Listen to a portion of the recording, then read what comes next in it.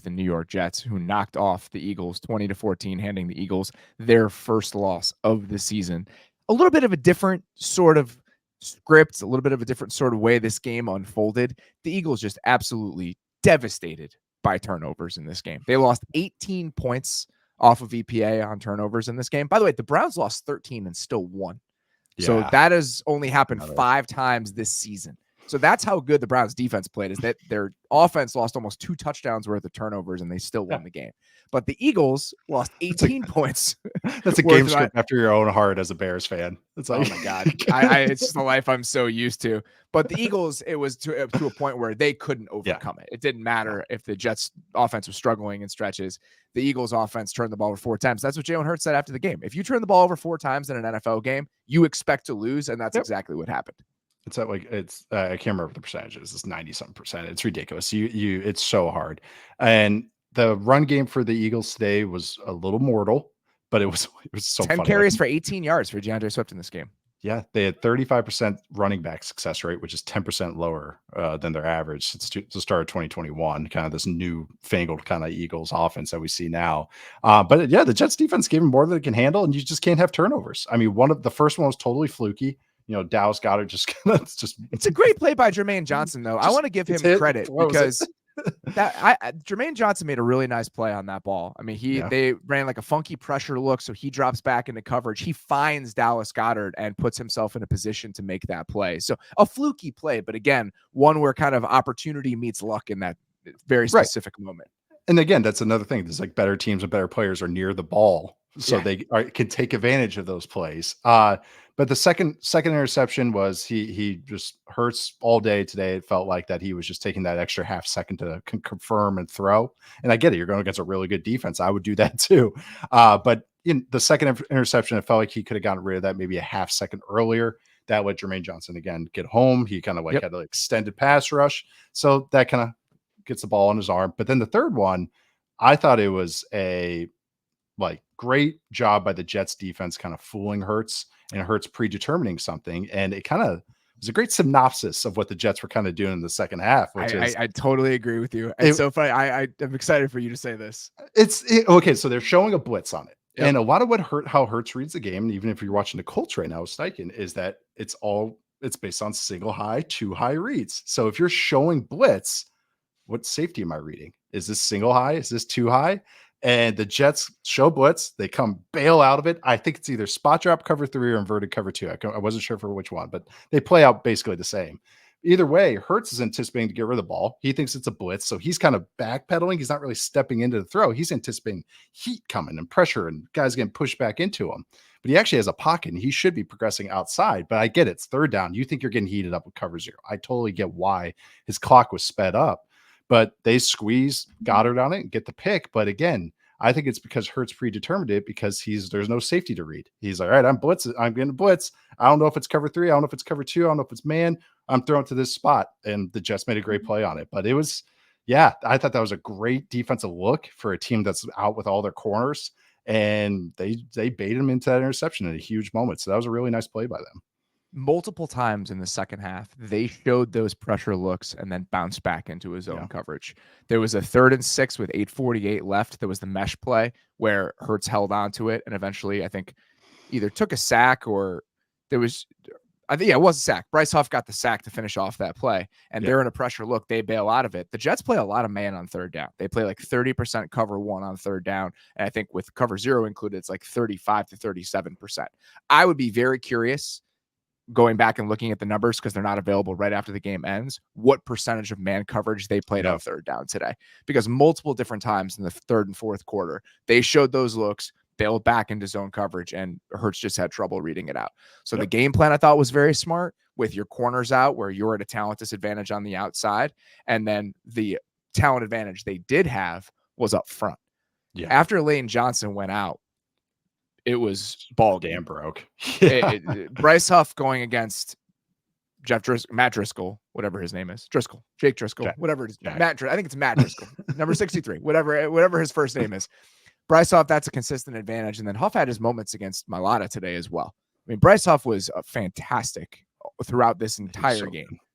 And you had some moments for other guys too. I mean, Quentin Johnson had, again, there was a backup right guard in there for the Eagles. So that was the matchups that they could consistently take advantage of, was the right side of the offensive line. And they did enough to eventually give them a chance to win that game. Huff had 9 pressures on 28 rush snaps, which is, he has the highest pressure rate in the league. He was a monster today. But you could feel it when Lane Johnson went out. Hurts kept bailing out to the right because the pocket was getting collapsed. So he bails out to the right, and he's made plays on that early in the game. He had the nice holding off the defender as he throws it to AJ Brown play, which is a nice hero ball play. But 11 of his pass attempts came up from outside the pocket today, which is the most since October 3rd, 2021. He had 10 last week, and his passer rating on throws outside the pocket this year, just straight up passer rating, is 49.3. He has a 30% success rate on those throws, averaging 2 yards per attempt on throws outside the pocket this year. So if you get him outside the pocket, that's what it was today. It was, do you hold on to, can you contain that big play, which they did? And it's a race to that. I mean, Hurts was holding on to the ball. They have no explosive plays, and that's how you can survive against this team. So it was just really good defensive play from the Jets all day today, and they took advantage of all the chances they could, and they got an awesome front. And my guy Quincy Williams delivered about 4 spears in the second half, which is always just a boom for me. I love the fist pump celebration. I love the like exaggerated fist pump that he's got going on some of those plays. The second level of their defense was awesome in this game. So good. I mean, just flying around the entire game. And with the injuries that they had on the back end, they really carried them, that and a couple of those guys up front. And my guy Tony Adams, a couple big plays in this game. Another guy that, one of the unsung kind of heroes. He had the pick to kind of finish it off. He had a TFL at one point in the second half, just flying downhill. So our Jets breakout players really doing some stuff today. So very, very impressive performance. It was. Any sort of long-term concern about the Eagles? That this has been happening more often than not with their passing game. So I am getting a little concerned. They had 4 explosive plays today. And at first I was like, oh, that's got to be their lowest. It was their second lowest since Sirianni took over. Their lowest was in week 1 against the Patriots. And that's kind of just been a thing with their pass game. It just feels disjointed. A lot of the big plays are broken pocket plays, or AJ Brown catching a 6-yarder and turning it into a 60-yarder. And, that's not, I was gonna say it's not sustainable, but with AJ Brown, it is sustainable. So that's kind of talking out both sides of my mouth. But I do feel it's very disjointed. I felt like last week was their best game as far as throwing the ball, but it has not been consistent. They've been running the ball fine very well actually throughout the year. But I do think this passing game has just not found its groove yet. I just don't think they've found that formula that works for them in 2023. And we went under the hood with it a couple of weeks ago, and still feels like it's a little bit off. Oh, we're getting pressure. We're not running the screens that we did before. Maybe some of the RPOs aren't there. It feels a lot more down the field passing game, and it's just not getting read out really, really well or really consistently right now. And I don't want to make it seem like, oh, the Eagles had a couple backup offensive linemen in there. That's why the Jets won this game. The Jets have a bunch of backup offensive linemen in there too. And they still managed to come out with the win, and they still managed to do enough on offense. Garrett Wilson, man, is something else. Even with the state of the Jets offense, where it's uneven to say the least, he is still capable of making 2-3 ridiculous plays that give them a chance. And Breece Hall is the same sort of deal. Breece Hall is just about to say. Those two guys, I mean, that's kind of the formula right now, is we have these 2 ridiculous second-year skill players that are maybe going to give us 4 or 5 moments a game while our defense carries us. And it's not an ideal formula. It's not what the formula was supposed to be coming into the year, but there are worse ways to try to win an NFL game. I just made that joke about Bears, you being used to these types of game scripts as a Bears fan. I mean, this was the Rex Ryan Jets all the way. Just ride the defense and hopefully you get 4 or 5 explosive plays and you're good to go. The Jets offensive line though, even though they're banged up, like they had some good run plays today. Like they're just straight up running duo down the Eagles' throat. I was shocked. I can't remember who it was. I think it was Tippmann and McGovern on one of those really nice Breece Hall runs where they're just getting tons of movement. And I was like, man, Pittman.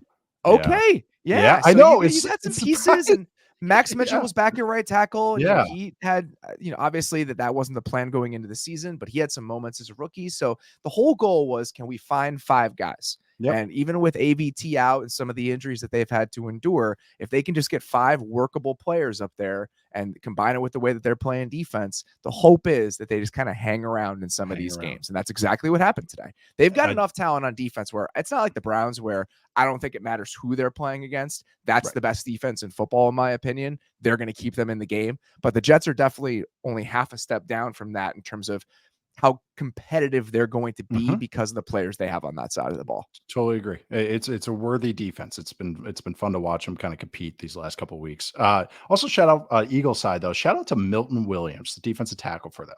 He's played some good football this season for them. Kind of I don't know. I've been pleasantly surprised. I keep seeing him making plays, and I'm like, oh, okay, that's I think it's 98, and it's not 98. So yeah, making some good plays there. Good job, Milton Williams. I just want to give him a shout out, so it's not all negative for the Eagles. We'll look at the long-term prognosis for Lane Johnson. It sounds like a high ankle sprain potentially, which is definitely not good news. He's played through some bullshit in the past. It's hard to keep him off the field at this stage. He was on the field for most of the season last year, even if he wasn't 100%. It would be a pretty devastating loss. We saw the impact that has. Not every team is going to have Bryce Huff, and not every team is going to have the Jets front, but he is an incredibly valuable piece to the way the Eagles operate, because Hurts likes to stand in there. Like we know that. And so giving him that sort of time and giving him that sort of protection is pretty important to the way the Eagles want to operate in the passing game. So definitely something to keep an eye on. And the Eagles have a pretty ridiculous schedule coming up here. They've got Miami at Washington, then Dallas, KC, Buffalo, San Francisco, Dallas, Seattle is their stretch here. So we're going to find out a lot about at KC and at Seattle. Good thing those places are known to be very easy to play at too. Like that's tough. It's going to be a tough stretch for the Eagles. We're going to find out a lot about this team. NFC's a fist fight. AFC's a fist fight. Everything's a fist fight. It's crazy, man.